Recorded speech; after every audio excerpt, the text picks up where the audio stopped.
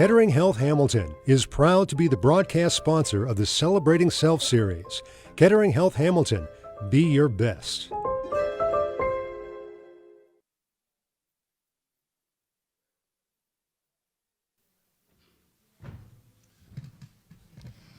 Well, good afternoon, ladies and gentlemen, and welcome to the Fitton Center for Creative Arts. My name is Ian Mackenzie Thurley. I'm the executive director here, and it's my great pleasure to welcome you on a little bit of a dreary day here in beautiful downtown Hamilton, Ohio. I was in Seattle last week. I apologize for bringing back the weather in my luggage. But I also brought home a win for my beautiful Buffalo Bills, so I know you're all very, very happy about that. Great pleasure to see everybody here today. I can't believe it's November already, and we're going to start talking about Christmas programming soon enough. But as ever, I would like to thank the Hamilton Community Foundation, the City of Hamilton, Arts Wave in Cincinnati, and the Ohio Arts Council for their continued support of the Fitton Center and the arts here in Hamilton. Please put your hands together for them. To our sponsors today for this event, Anne and Ron Berg, and for our series sponsor for Celebrating Self for this season, Ms. Kathy Klink, here in the front row. As you've seen with our video right here, we are in the middle of our annual campaign, and we really do appreciate the support from our sponsors, from our donors and supporters here in Hamilton and across the state. We couldn't do the things that we do without you. Beautiful meals and fantastic things going on here is great, but we do such great work out throughout the community, and that sponsorship, those donations really do have a marked effect. If you're interested in donating to the Fitton Center, you can do so online, or please see one of the staff. We're able to take care of that for you or down at our front desk. As I said, every little bit helps. We really do appreciate that. Speaking of appreciation, we'd like to thank our good friends at Two Women in a Kitchen for another incredible meal. It is getting to that fall comfort food. So Christmas time is coming, but the fall foods are here. And a good hello to our friends at TV Hamilton and a live broadcast brought to us by Kettering Health Hamilton. Hi, Steve. Hi, Jeff. We appreciate it very much. You'll see them here at the Fitton Center for lots of events, but also around town. So lots to see and do here at the Fitton Center. After we're done here today, there are guided tours downstairs. We have the We is Greater Than Me exhibition that's working with Photo Focus and 17 Strong here in Hamilton. And we have 17 artists who went out with cameras and video cameras and other optical equipment to bring this exhibition together. It is absolutely sensational. I'm incredibly biased, of course, because these are my galleries downstairs, and the German Village production downstairs is, of course, the best because it is the best places to live. That's one of our artists scoffing in the corner. He only got Lindenwald. I'm sorry, Frank, but it's 16 plus 1. But it is an incredible exhibition. Kathy May, who's going to be taking some guided tours down there. We invite you after this, if you would like to meet in the Monument Gallery on the first floor, that entrance gallery. You'll get a guided tour through that exhibition, and we invite each and every one of you. If you're not able to stay today, please come at another time. It's running all the way through till January. It is an incredible reflection of our amazing community here in Hamilton from a different aspect, and it's just been wonderful to see people going, oh my gosh, that's my mother's house, that's her front door, that's my kid who's the fireman sitting on the fire truck, that's where I smoked my first cigarette behind that. It's a great way to interact. We'd love to see you here. We have also, next week, we have an incredible performer coming in called Morgan James. She's coming in as a replacement. We had an unfortunate cancellation, and we've got an incredible replacement. Morgan James coming in from New York City. This is not a sales pitch. You need to come and see her sing. She is incredible. If you're familiar with things like Postmodern Jukebox and the Addams Family on Broadway, and as a solo recording artist, Morgan is absolutely sensational, and a beautiful intimate duet downstairs in our theater, not to be missed. All right, so we're here to celebrate the work and the life of Mr. Charley Harper, and I can see by the amount of people in this room that we're onto something. There is a marked effect, and its effect, I think art affects everybody in a different way, but it is an association with that. Charley Harper to me means immigration, which I know might sound like an odd connection, but if you go to the Federal Building in downtown Cincinnati, On the floor there is an incredible wildlife mosaic, and I'm sure it has a proper name, and I'm sure we're going to hear about it. But every time I had to go and do my green card application and my citizenship applications and my background checks and filling out more forms, I had to go downtown Cincinnati, and every time I would see this incredible mural. And I did not know who Charley Harper was at that time. I was relatively new to downtown and seeing those things. So every time I see Charley Harper, it's an association, a positive association with my elevation of my immigration status and then to citizenship here to these great United States. So I think for everybody, that's great connections you have with artists. So that's a lot of to do, and without any furthermore of it, I would like to bring to the stage Mr. Brett Harper to talk about his incredible work of his father, of himself, his family, and the incredible legacy of Mr. Charley Harper. Ladies and gentlemen, Mr. Brett Harper.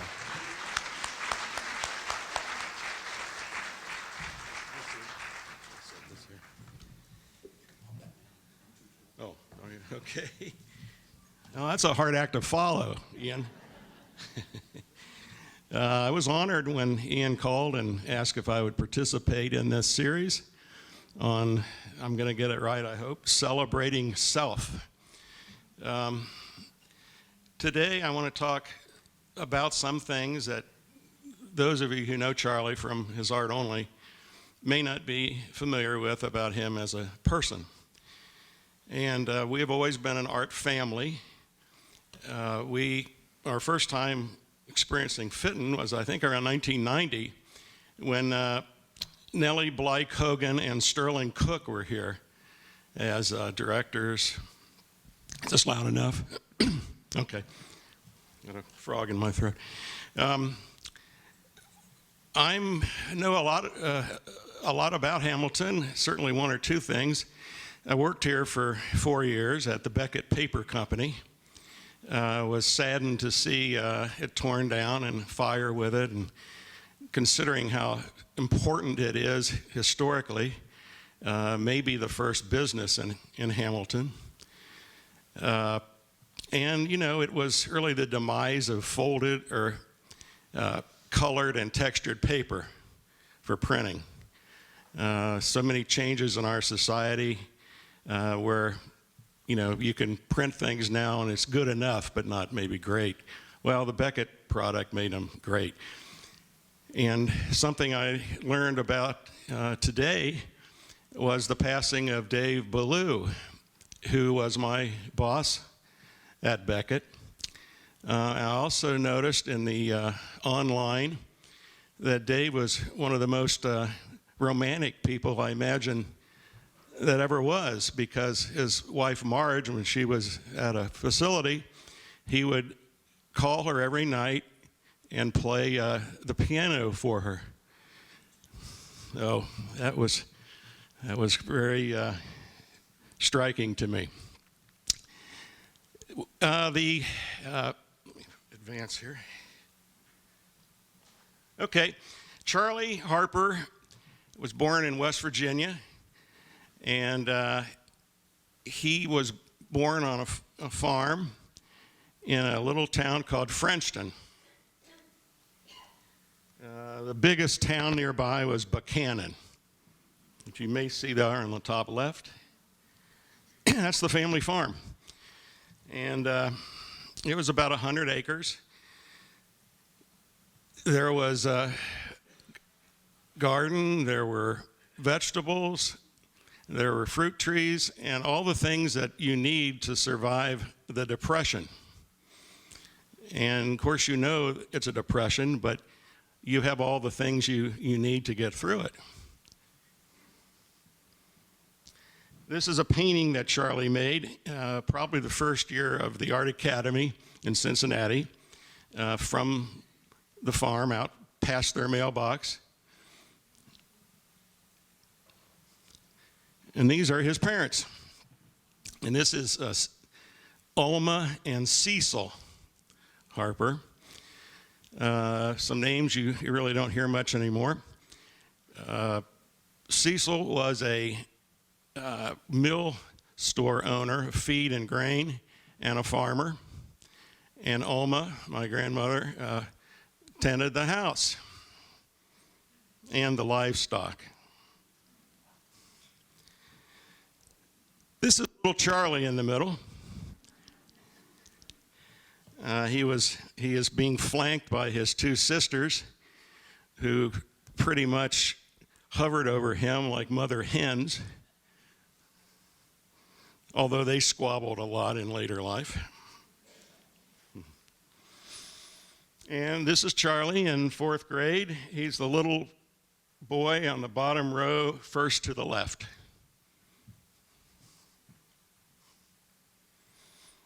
We are absolutely certain, at least we think we are, that this is the first piece of art that Charley ever did.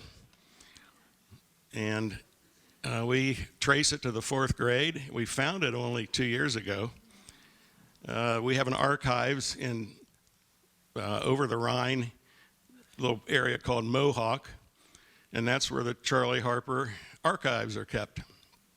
So the curator was burrowing around there and found this. The caterpillar on the left is a hickory horned devil, and that caterpillar matures into the regal moth.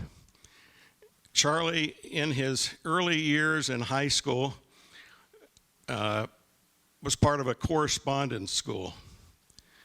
And as you know, you would draw things and send it in to an instructor who would send a critique back of what you should do better and on.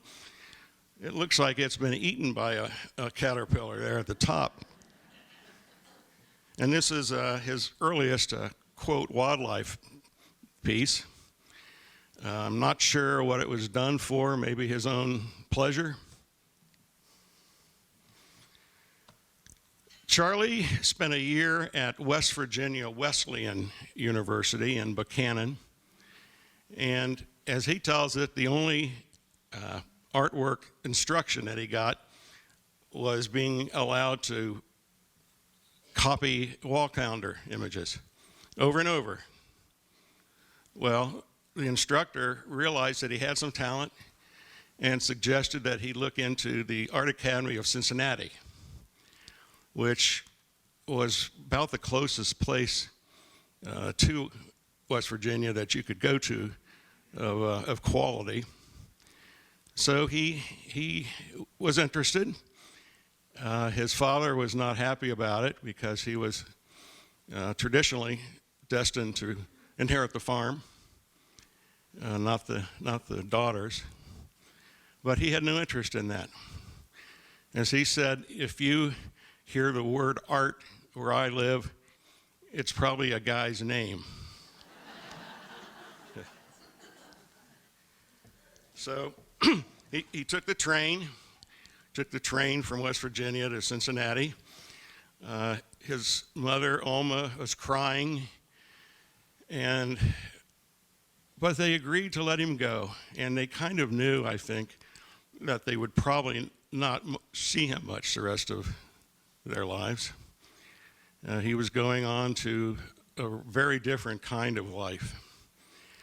Here he is in his first year at the Art Academy of Cincinnati, and he's plein air painting. He met a young lady named Edith McKee there the first day of school, and they became an item, as they say now, and they hung out together. And there's Edie. And Edie was from the part of Cincinnati that's called Wyoming, if you're familiar with it, a suburb. And here they are on the lawn. That's Charley in the back.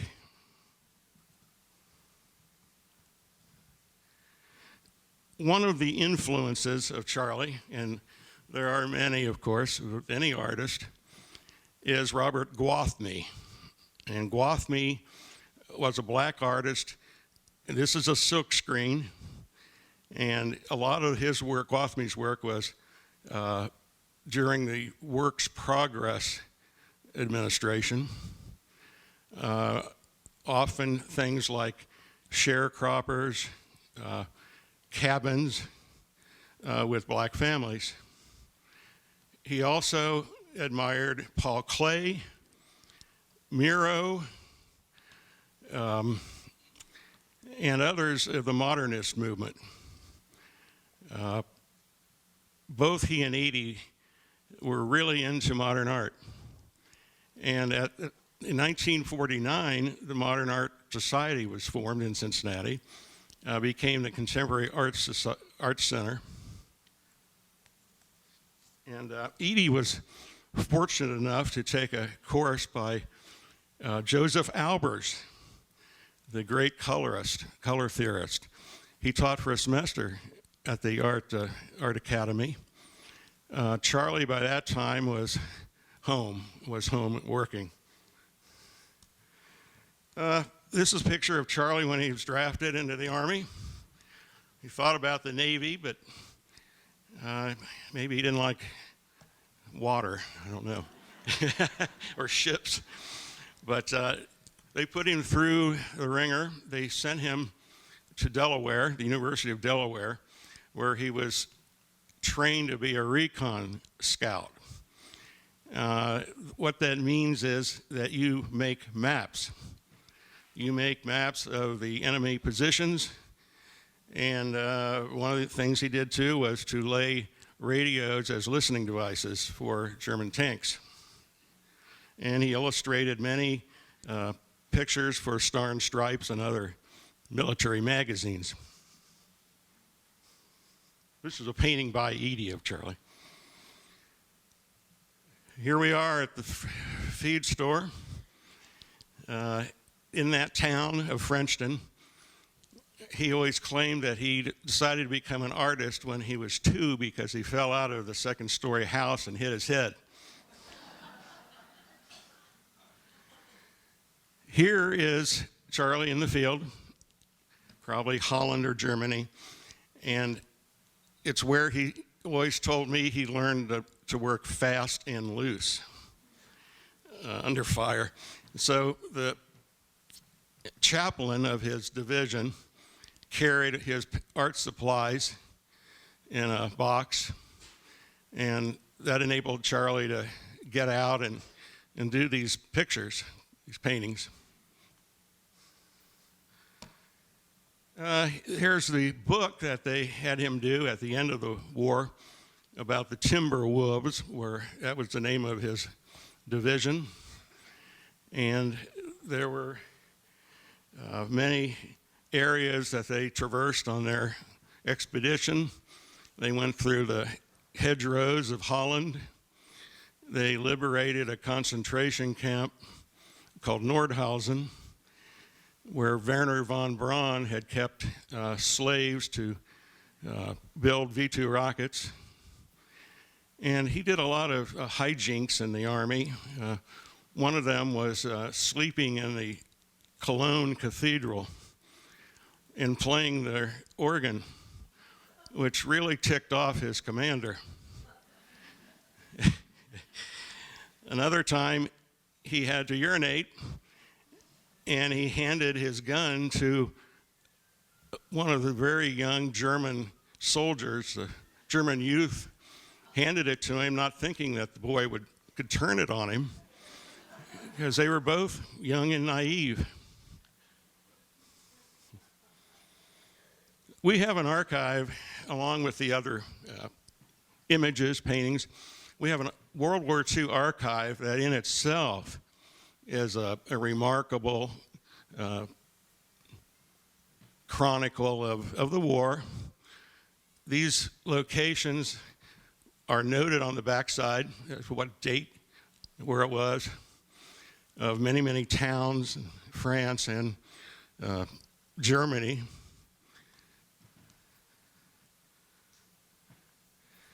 I particularly like this picture.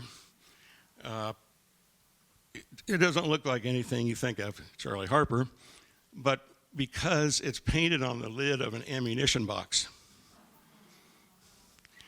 And we had to name it ourselves, and what I came up with was a stroll into oblivion.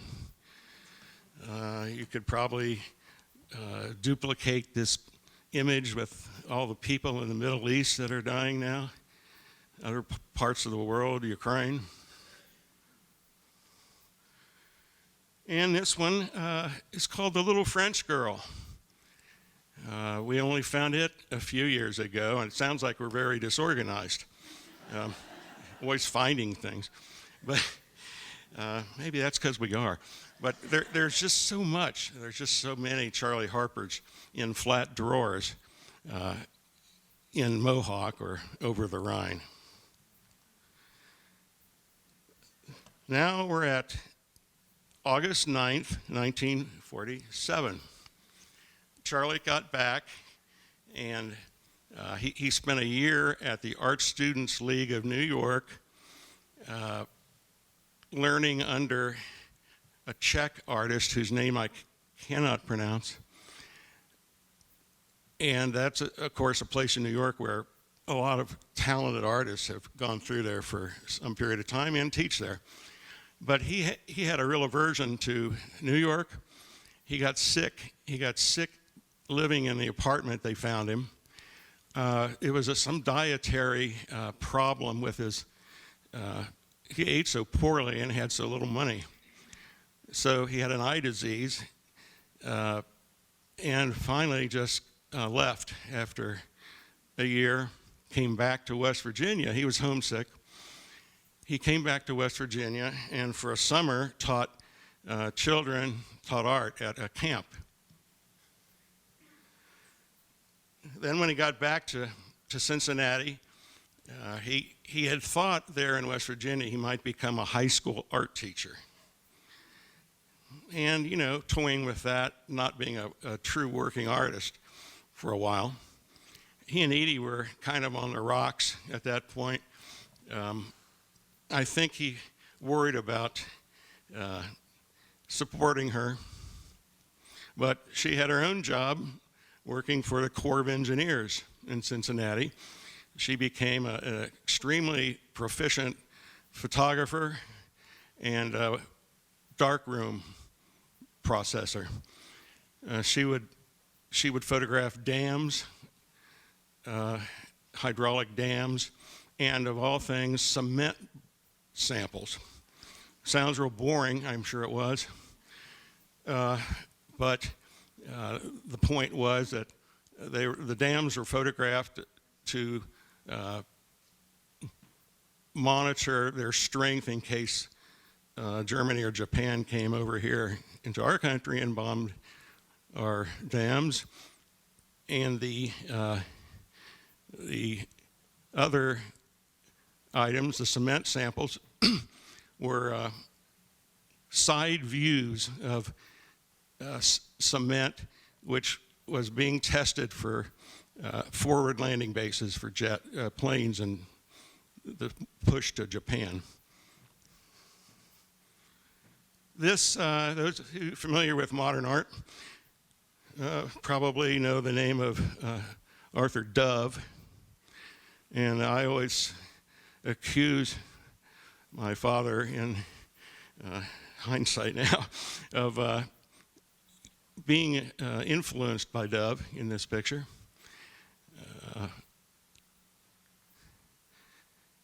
This is Charley and Edie as they plan to go on their wedding honeymoon.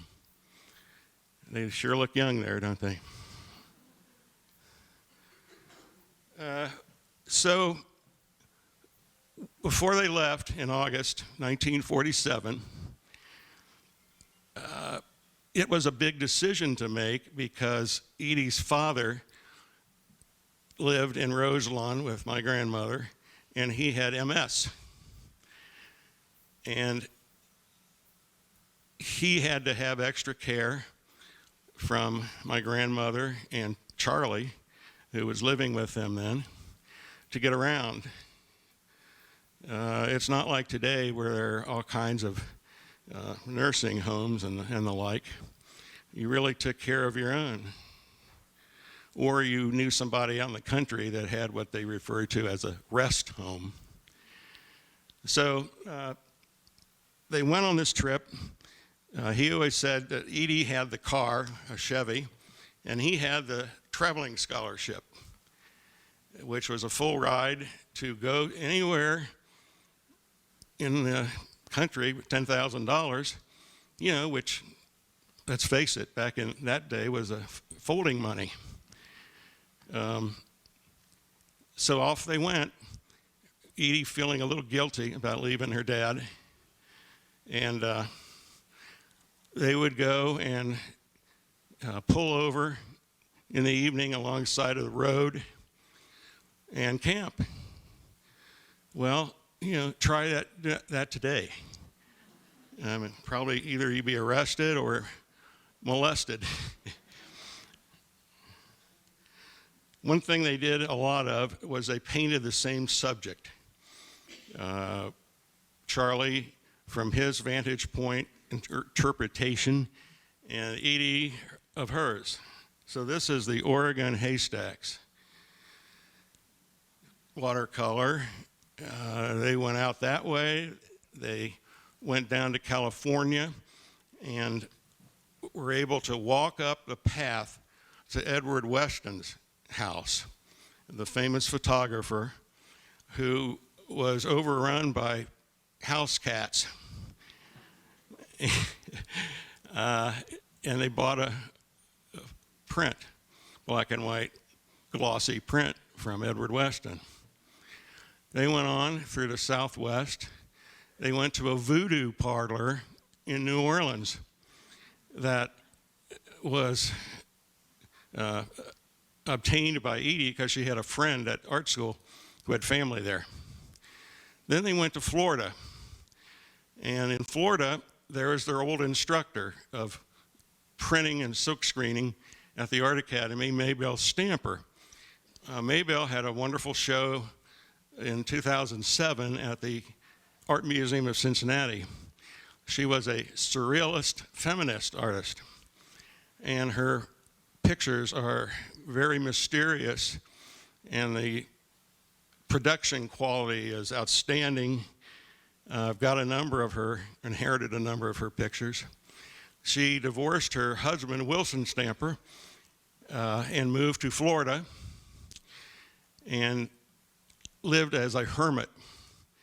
So here is Maybelle living on the beach in a little hut, and every day when she would want some food, she would say she's in. She put a little sign up on the door, and the local people would come and bring food, and they would get an artwork in exchange. Other times when she was busy, there'd be no sign outside. Well, Edie and Charley worked there on a lithographic press, a stone lithograph, and there Charley created one of his very first non-objective prints. It's kind of geometrical.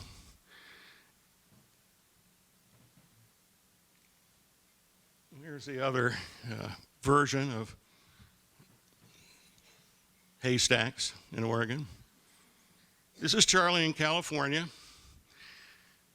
He learned that to capture a very large subject, like a huge landscape, he had to simplify. Otherwise, it would just be very difficult to do that. So it forced him almost into some abstraction. And here they are camping along the way. Really very few frills. The Grand Canyon, this picture is iconic, I guess the word is these days, because he was learning to simplify something as immense as the Grand Canyon. And it later became part of this print.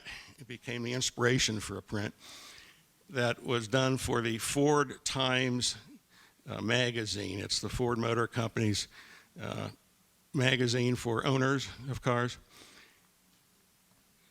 And when it was printed in the magazine, people started asking, where can I get a print of that? And the art director said, well, I'll put a little blurb in our magazine that'll direct people to contact you. They will send $4.95, 50 cents for postage.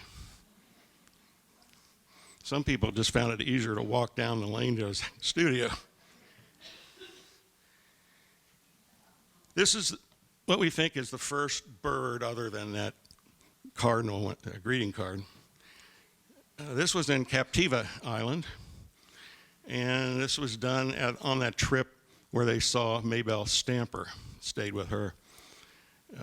Today, that property became part of the Robert Rauschenberg estate, and Rauschenberg just allowed her to live there.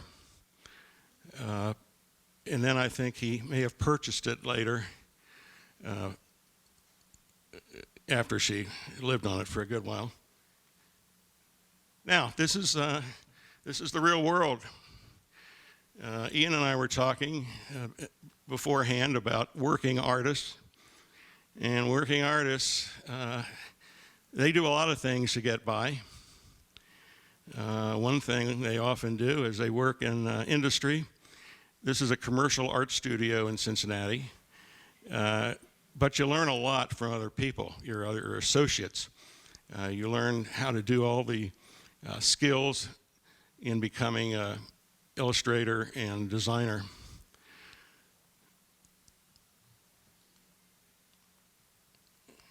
These are the tools of his trade. A lot of them still have the paint remains on them.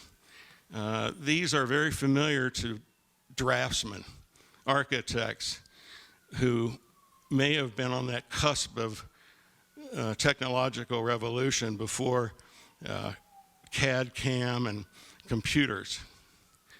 It was honest kind of sweat back then. You had a non-air conditioned building you had to create this work in, and Charley did a lot of covers for Procter & Gamble. They sought him out even when he was in art school.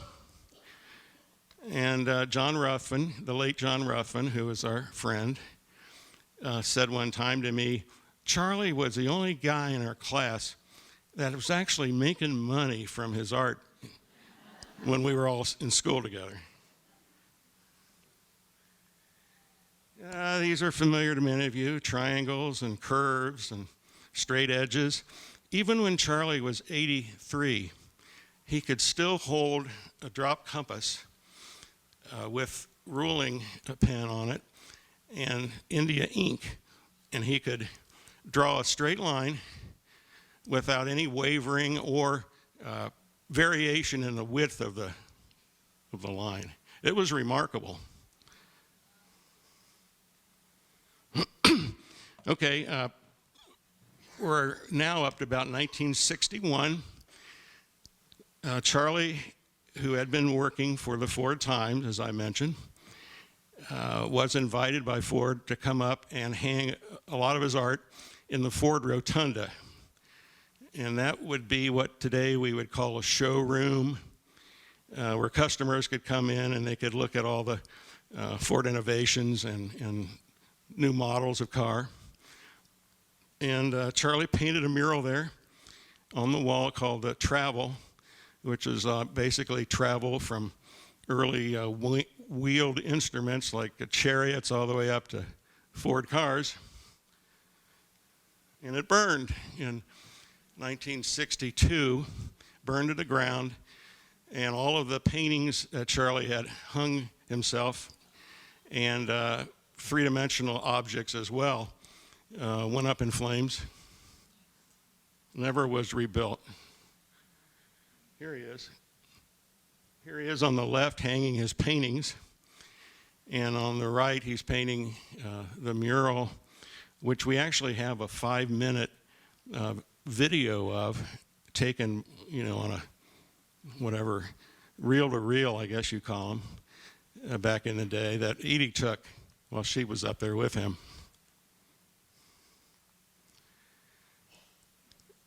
Charley did hundreds of, maybe 430 images for Ford Motor Company, 35 covers. Edie did a lot of restaurant reviews with pictures of the restaurant. So did Charley. And, oh, I threw that in there to show you, not because I'm so handsome, but because I wanted you to know that artists who are trained artists, not Sunday painters, a trained artist can learn or should learn how to do all kinds of art, starting with realism. And so he painted me when I was, whatever, 1 or 2. And I would always say to people, you know, in case you're thinking that he couldn't do these other kinds of things, look at this. And he was often called upon to paint in a realistic manner when he was doing book illustrations. This here is called Feeding Station. And again, it's a pivotal picture in his career. Working for the art director of 4 Times magazine, the man asked him to paint a feeding station. Well, Charley didn't know what a feeding station was, and he said back to the art director, back where I come from, the birds are perfectly capable of feeding themselves.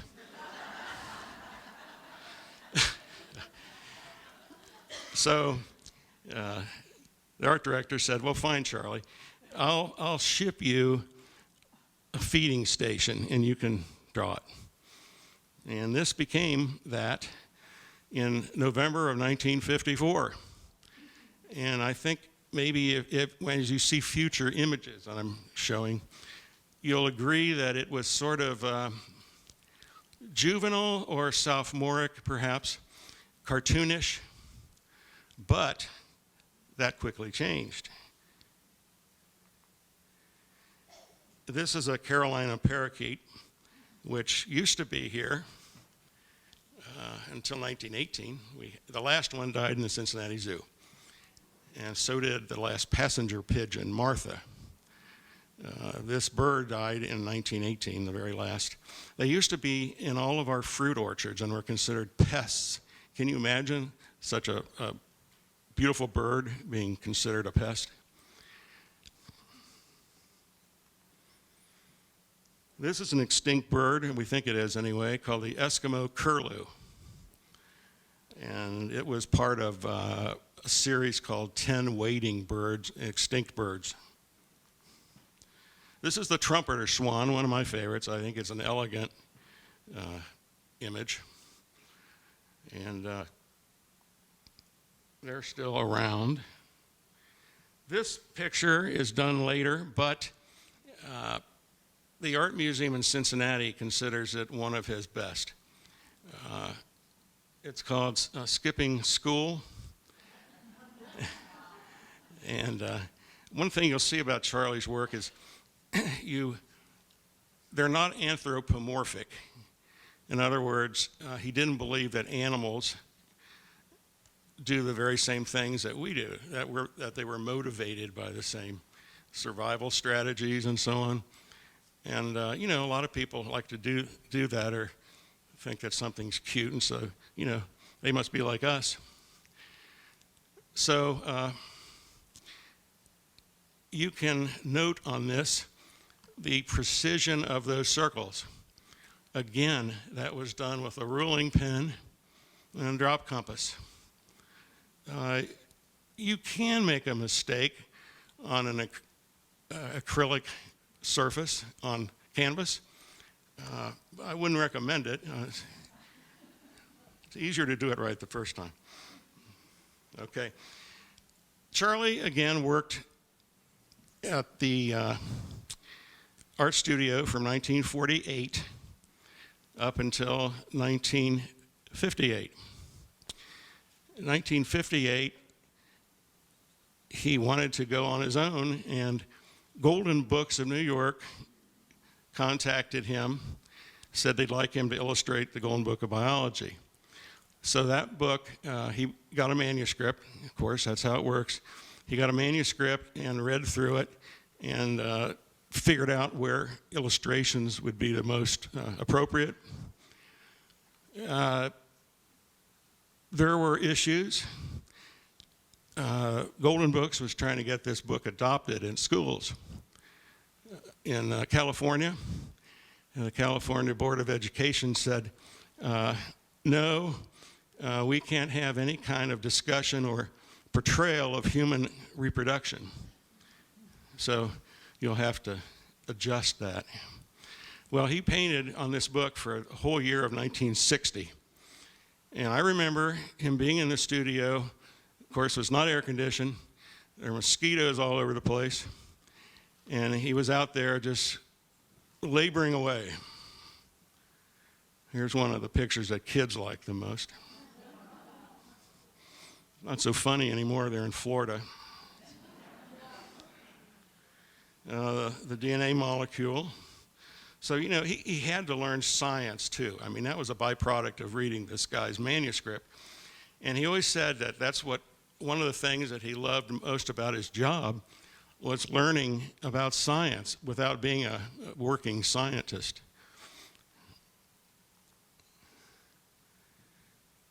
This is the aquatic food chain. And here's another person illustrated. This is Lavoisier. It's a Frenchman. I think he had something to do with oxygen. And here is a really good graphic portrayal of the various survival strategies of ocean fish. Each one has a different kind of snout, which is tailored through evolution to a certain kind of food that they have to obtain. And same with eggs. You know, you have things all the way from hummingbirds up to ostriches. And of course, Darwin himself with his Galapagos turtles. And these are the Darwin's finches. As you know, in the Galapagos, there are, I don't know, 27 different finches that have all variegated through evolution to exploit a particular food source. I was asked at the beginning, before the talk, about the mural that is down at the Federal Building in Cincinnati. This has been there since 1965. Charley helped put up a lot of the tiles, they're ceramic tiles. And it's there today. You can go see it. You have to go through security, of course, now, because it's a courtroom also. So don't carry any guns in there. These are some close-ups of how the thing is constructed. They had to do some special things to try to work diagonals in, like these whiskers and so on were just strips of tile. And this is one that I don't know how many of you been down to the Duke Energy Cincinnati Convention Center. Okay. This was done in 1978, and it was called Spacewalk after the first manned walk in space by the United States astronauts. It's one of the very few, what I would call them a non-objective, non-representational pictures he did. I sort of challenge you to figure out what's going on there. Maybe that's what he was trying to do. But it was moved a couple of years ago. It was moved from the lobby to the street side of the building, which is now was the Millennium Motel. And on my bucket list is to go down there and make sure that it hasn't been torn down or removed. they said that if they had to reconstruct it from scratch, it would be $1 million project. So personally, I'd like to see it continue on, maybe at the airport, where there are some Harper things. Even in the baggage claim area, there's some murals of theirs. Here are some good close-ups.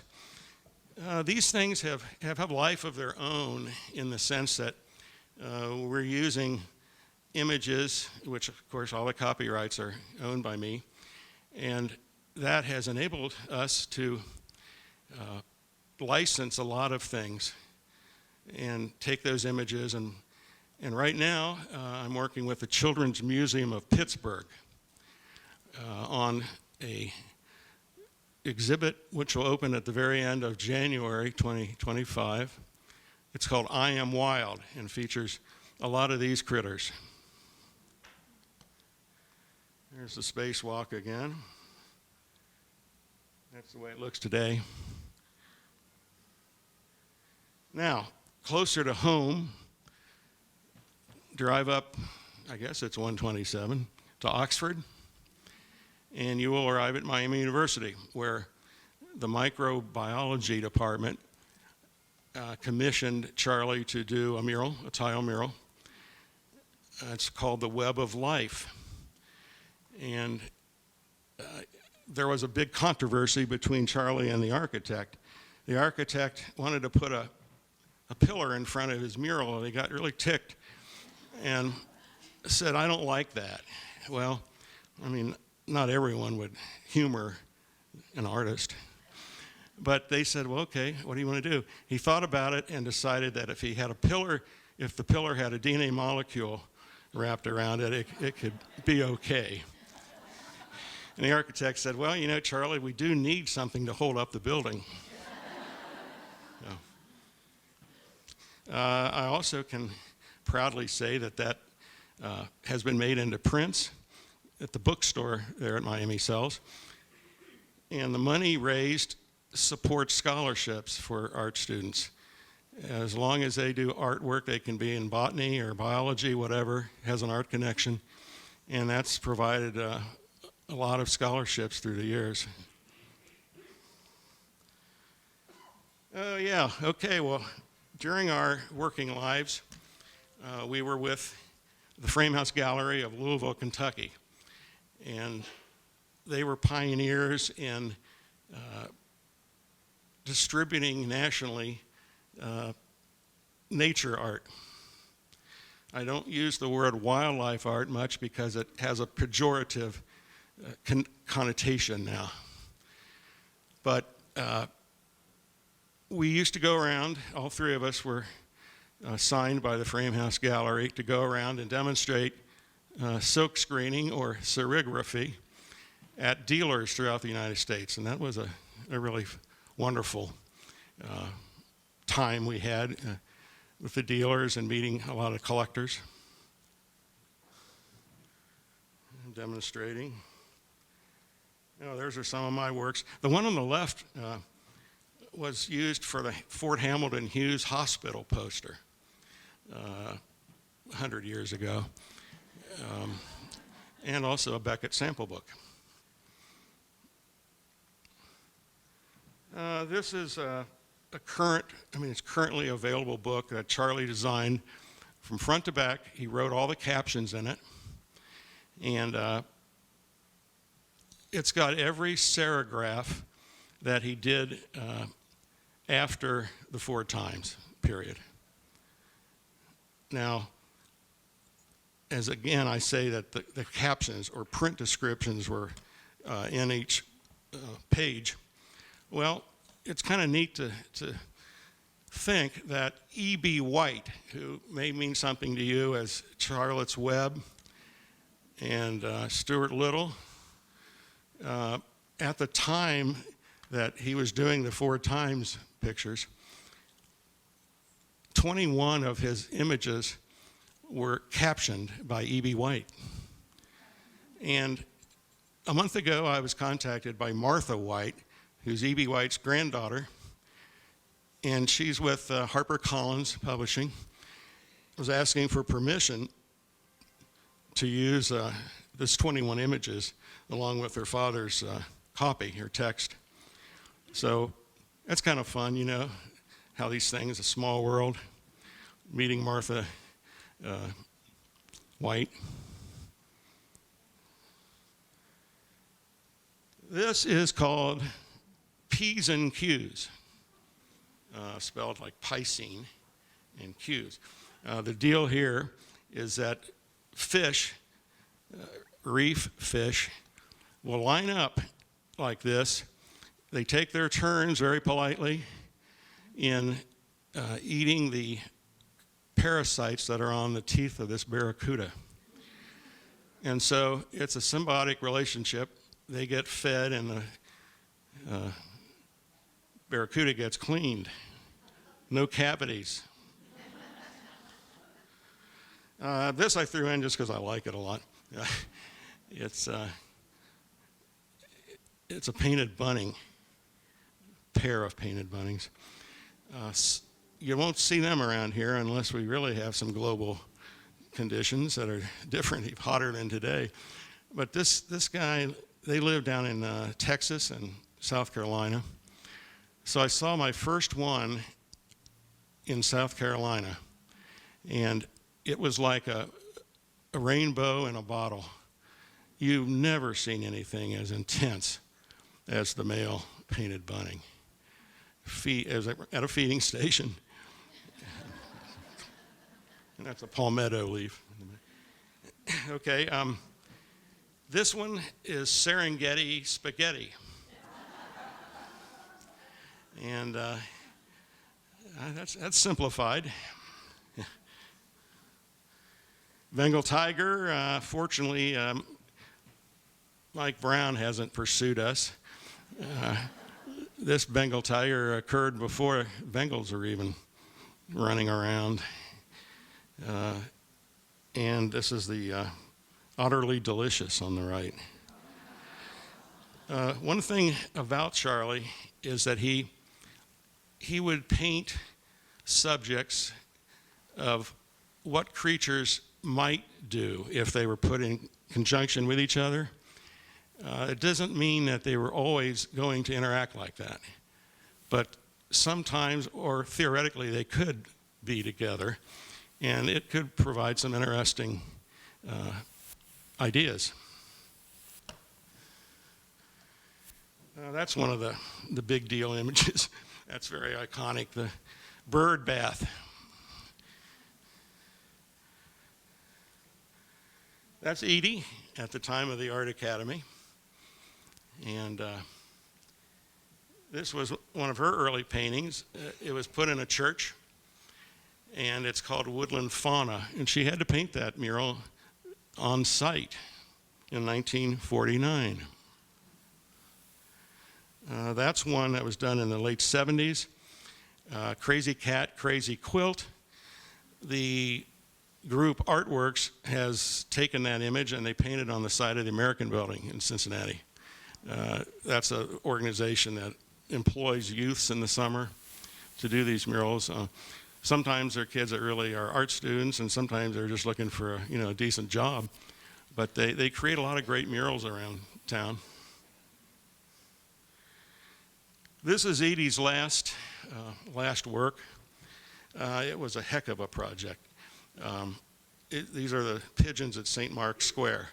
Now, if you look at it, it doesn't look that complicated. We printed in the basement of the studio in Finneytown and had nothing but trouble. All three of us were trying to consult with each other about what we needed to do. And the glue used to seal the sides of the frame, the mesh against paint, the glue got unstuck and started getting through on the prints. We couldn't keep the consistency of the paint thickness at the right viscosity, I guess is the word. And we just kind of threw up our hands. We printed maybe 100 of these and gave up. That was the last time we printed in there. This is an Edie poster. A lot of people think it's a Charley poster. Well, when you work together that long, you kind of... So this is for what's now called the Great Parks of Hamilton County.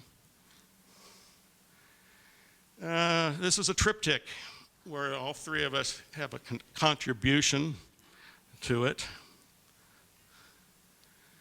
And I throw this in here to kind of show how an image took shape for Charley.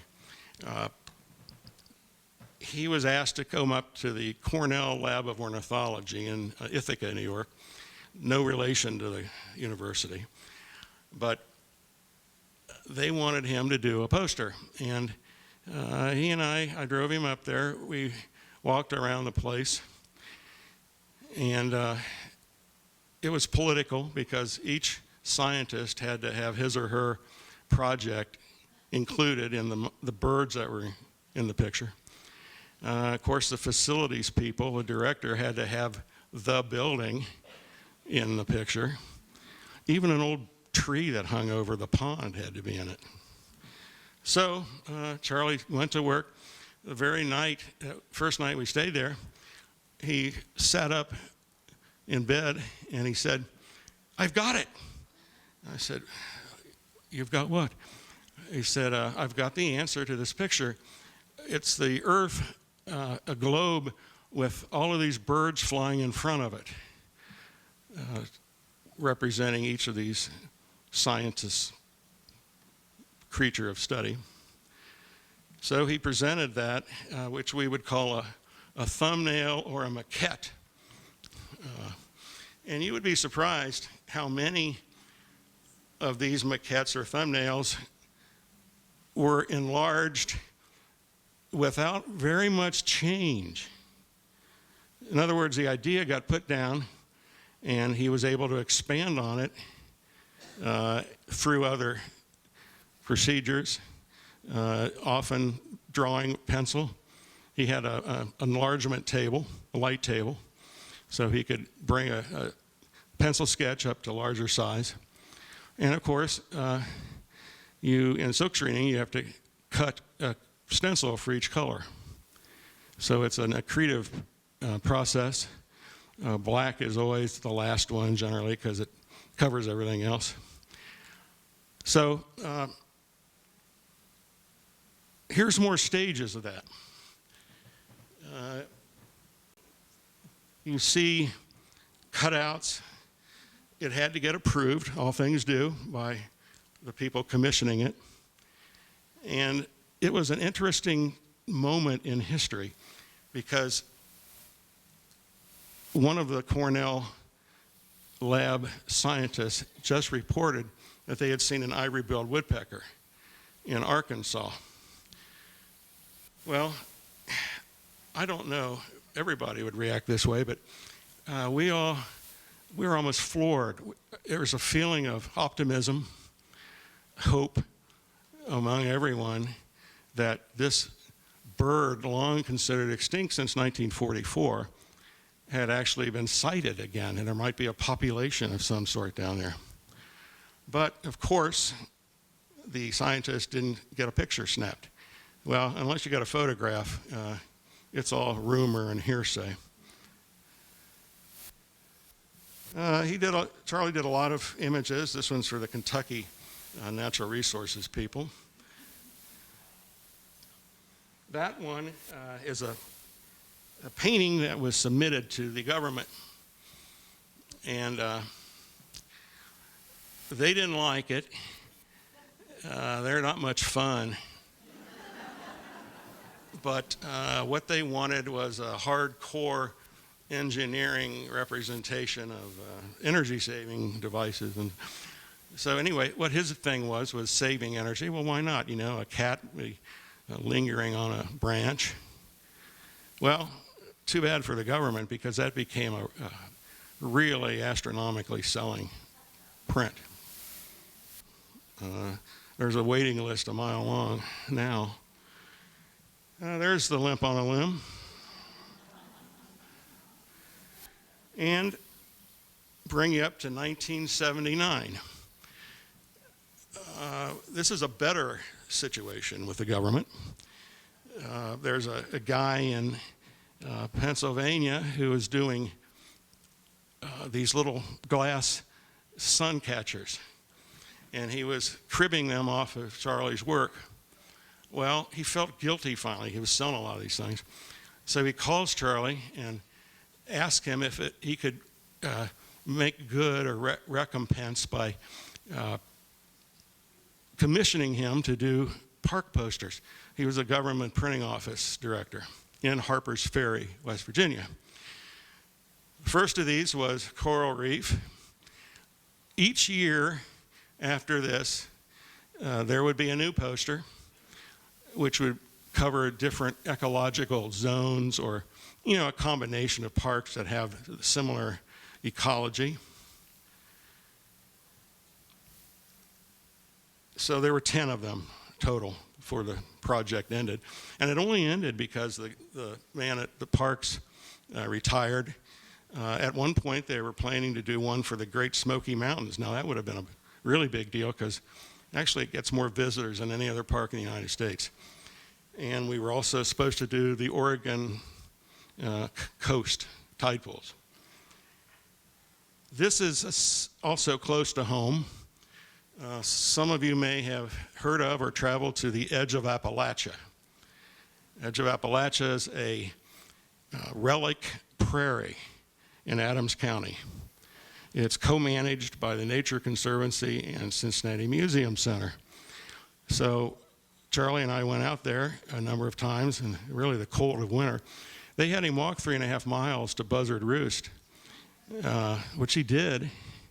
And what that is 5 paintings. That's 5 paintings to make one poster. So it really took a year. Space for All Species was one of the first paintings or posters for the parks. And insect diversity was for the insect house. If you've been to the Cincinnati Zoo, they've got an entire building with butterflies and beetles and such. This one, the Society for Ecological Restoration contacted Charley, and they wanted a biodiversity poster. Well, Charley said to Edie, I'm stumped. I don't know where I can get a fire hydrant. And Edie said, well, Charley, there's one at the end of our driveway.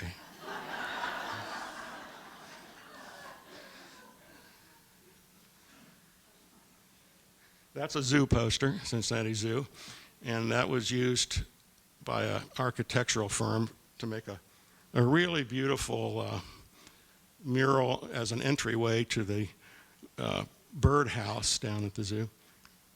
This one here, I didn't get to go on, darn it. It was Costa Rica, the cloud forest. Complicated picture. Charley, he moved from simple one creature images to really complicated entire ecosystems.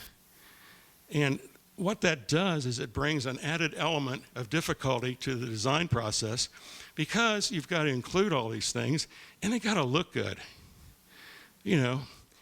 Both things can be challenging. These guys are at the Cincinnati Museum Center. In the late 70s, the U.S. Park Service asked Charley to design trail side exhibits for the Tamiami Trail and the Everglades Park. And the idea was that the life of the hammock would be illustrated. Well, a hammock starts out as a little pile of weeds sitting like a little island in the swamp. Eventually, it gets added to. Eventually, alligators will use it for a nest. And then eventually, after that, it becomes an island with soil created. And then trees can establish themselves. One of the things about these, that's why I have it in here, is that Charley was able to show suggest is maybe a better word, three-dimensionality. Even though he was working in a two-dimensional medium. And you have the idea of depth. How am I doing, Ian? Okay. All right. More of the national park posters. That's the entire roster. In the early 2000s, Charley started to be interested in making what I ended up calling ecological statements, and that's where some of his activism was known from that time. In 1966, he said, if I didn't become an artist, I'd probably been a conservationist. Well, he kind of did both, really. Here, he was upset by unbridled development, and he would be out there at sites drawing and photographing these huge earth machines. Well, the workers, they couldn't make what he was up to. They figured, I guess, he was from OSHA or somewhere like that, and they were going to be in trouble. And this one here on the right is called Quail Valley Condos, coming soon. The idea that, often streets and subdivisions are named after all the critters they displace. Missing migrants. This has been an extremely popular image over the years. I could say count them, but you won't have time to. I think there's 46 migratory birds in here. They go back and forth from here to Central America, and they are declining, as you well know, because of various things. Climate change, habitat destruction, believe it or not, cell towers. Also lighted buildings. Like when the sports teams light up the city of their, before an NFL game or something, birds tend to seek that out as a mechanism for guiding their flight, and you have birds hitting windows.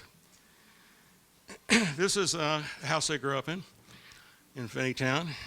Charley painted the ladybug on the wall himself. It's got all kinds of problems with it because it was a mid-century modernism building without any regard to whether people could live in it, sort of. I remember in my youth sitting in these horrible chairs, which I learned later were from Knoll. You couldn't even get out of them. And the roof was flat. Don't ever do that, because eventually the water seeks its lowest place and it'll leak. And you've got all kinds of problems. Just design it with at least like a 3% gradient and you'll be okay. Here's Charley in front of his ladybugs hibernating. Edie took this promotional picture for the Frame House Gallery, just hoping that people would see that he's using the binoculars in the wrong way. I guess you see what you want to. Here he is. Now, I always say that he was able to create order out of chaos. And damned if it wasn't true. You could eat off the studio floor of John Ruthven, but I wouldn't advise it in Charley's workplace. This one is sort of a unfriendly picture, I guess you'd say. It was about the idea of cell phones, how dangerous they are when teenagers are texting, and the chances are they might run off the road and create a young person might pass. Well, there's a little bird on there. It's a house wren, and it's talking into the phone saying, "Can you hear me now?" Well, I suggested that Charley, that we reach out to Verizon, see if they might sue us for that in copyright infringement. Just kidding. There it is. Here they are in front of the house. That is a picture Dad did in 1966 of people always deface beech trees. And this was in the Cincinnati newspaper. Oh, God, I know. Recently, last September, I got invited to Toulouse, France. They wanted to have a show on biodiversity called Forms, Shapes, and Colors. And that was a bear. The company where Bruce, the Swollen over there, our sales guy, he works, there's a man there who does the clays. And these things had to go from 300 DPI up to 1200 DPI, just so that they could print out gigantic wall murals without any fuzziness in them. It took several stages of stepping up the image till you could get to that point. Well, Toulouse is a neat town. As you can guess, it was named for, or Toulouse-Lautrec is because he's from Toulouse. Got to see Paris, got to see the Monet's Giverny garden, got to see Renoir's house, and such treats. I mean, if you have any interest in art at all, in history, those are the places to go. This is at Toulouse, and this is their graphic artist. He has blown up one of these files to 1200 DPI, and they're going to mount it on the outside on a wall. I gave a gallery walk or talk. Primarily, it's a plant museum with outside gardens. And so I would go to groups of people, and I would talk about the image. They gave me a translator who was darn good. I mean, he actually was able to convert Dad's sort of Americanized puns and such into where French speakers could understand it and be appreciate them. Here's some of the yeah. Odd thing about the bookstore was we were not allowed to sell any merchandise made in America. The French government has a rule that only stuff made in France can be sold there. So the gift shop, authorized or arranged to have various things made. I probably wouldn't have done them, but pencils and magnets, stuff like that, trinkets.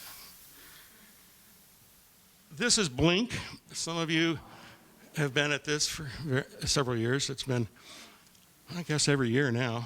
This is Homecoming that Charley did on the wall of a building downtown, and this is the light show that they used.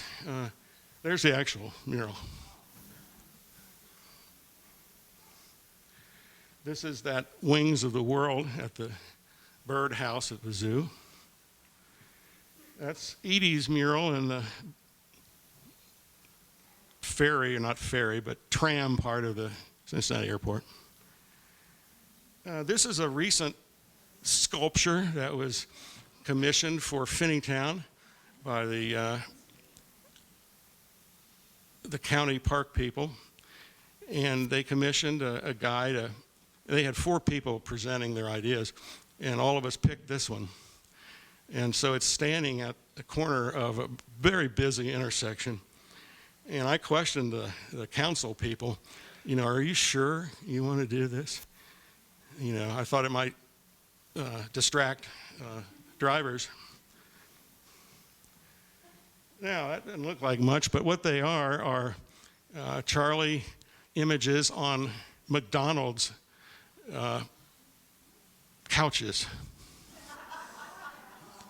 And they are sold to them by Design Tex, one of our licensees. This was pretty exciting. Celine, which is part of Louis Vuitton, called in French. And I had to pass that on to the licensing agent. I didn't know what was going on. But they wanted to do what they called a resort collection. And it would be for evening wear for our cruise ships and such. And so have never yet been so impressed by what a world-class designer can do with Charley's images. They were elegant things. Sadly, we only got a sample of a coin purse. Well, I mean, these gowns are thousands of dollars.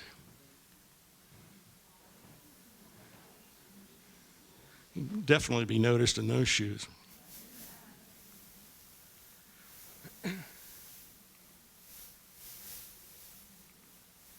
Now, this is something that you are seeing for the very first time. This is a pair of boots, obviously, a pair of boots, cowboy boots done by Rocket Buster, which is a company out in Texas. And it was a speculative project. It's not been released by us as a product. But it was a fun project because the desert poster, the national park poster, provided most of the elements that their people used for the leather. You can see parts cut out before they're sewn onto the boot. And this is a current license just now into the market. These are obviously wristwatches. They are from a company called Asterisk, and they come out of Provo, Utah.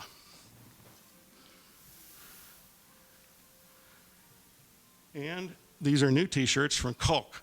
They're a San Francisco apparel company. Culk is a short of the name for the founder, Sam Culkins. And the one on the right, I've never seen the product, but they're diffusers that are sold exclusively in Hong Kong. The chair, I really like the chair. It's of the image Skimmerscape, and it was a product from West Elm. Also on the right are images of kids' products for what was known as Crate and Barrel Kids. Tents and so on. A lot of fun things. We have a guy in Cincinnati who I've licensed to do stained glass windows. He's a very earnest young man, Jacob Henningkamp, and that's all he does. His father taught him how to do this, and now he's a full-time artist. This is Fiesta. Those of you remember that in the 50s? Fiesta was, of course, created all these colors to help families be more cheered during bad times and after the war. They're in West Virginia, so that was sort of the connection. And we had them print what we call a standing cardinal on a range of colors. This is the latest book. Actually used it for the title of this presentation. It was from Gestalten, which is a publisher in Berlin. This was a very nice book. They had a writer they hired in New York to come out and talk to us. There are facts and stuff about Charley, or the first time they're actually discussed in this book. And I was to edit the book and return it with comments, but I wouldn't get to see it again. So it was all a matter of faith that I sent this back to them, express mail to Germany. And they're professionals. I mean, when it came back, I only found one typo. This is done at the end of Charley's life. It actually was the thoughts that he had for his last painting, okay? And at first, he was going to call it Scary Scenario, because it would be pretty scary if cardinals and polar bears met up in the same climate, I guess. Ecozone. Well, he didn't like that. He didn't like the vertical approach, which at one time had a big jellyfish. So he did the sketch on the right, and like I said, often they extrapolate into the original paintings. That's what he did. Okay, that's his last painting. And he did that in a week. I guess he saw time narrowing. And so we had a printer out in New Jersey who we worked with before print this. The same printer who had done the Bacchosaurus right at the moment 9/11 happened. And he called me. He said, the second tower just fell. There's dust coming out from below all over. I said, just get out of there. You know, he was supposed to drive the prints back to Ohio. I said, forget it, you know. So, and this was done, it's known as the Crying Cardinal. There's an upper for you. He used to be a Cincinnati cartoonist. And these are some more of the ecological statements. This was done for Bird Polar Research Center in Ohio State University, the Ohio State University.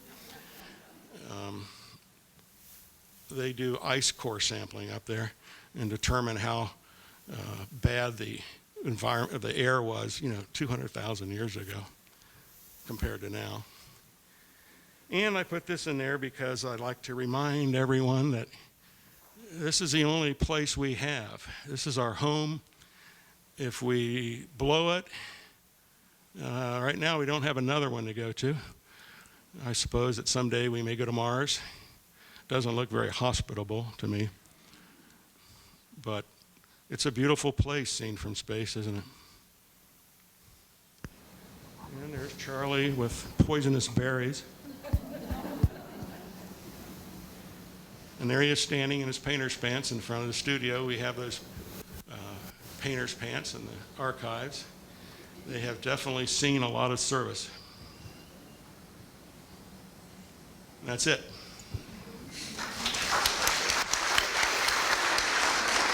Ladies and gentlemen, please put your hands together for Mr. Bret Harper. Thank you so very much. What an incredible legacy of your family and your father, and we appreciate you sharing that with us. Thank you. Today. Thank you so very much. Ladies and gentlemen, next stop is Christmas. Up here on stage, we will be decorating for Christmas. So if you ever wanted those tips and tricks on how to decorate your very own Christmas tree and your Christmas house, we will see you here for Celebrating Self with Karen Stacksetter and a 9-foot Christmas tree right here on stage. Our Christmas show has one seat left. So if you want to go get that ticket, it's downstairs right now. But all of our Christmas shows are available. Thank you so much. Once again, Mr. Bret Harper, the Charley Harper Studios. You can exit through gift shop over here to my left and your right. There is immaculate work here. So if you're trying to get those Christmas and birthday presents right here, and I'm sure Bret will be around for questions and conversations. Thank you for coming out today, and we look forward to seeing you at the Fitness Center again very soon. Thank you. We brought a postcard we have up here.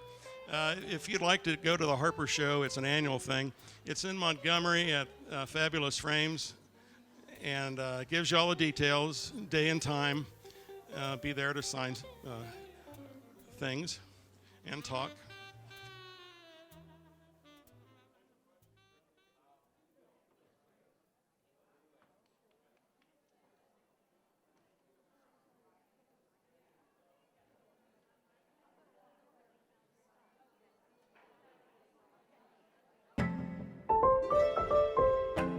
Kettering Health Hamilton is proud to be the broadcast sponsor of the Celebrating Self series. Kettering Health Hamilton, be your best.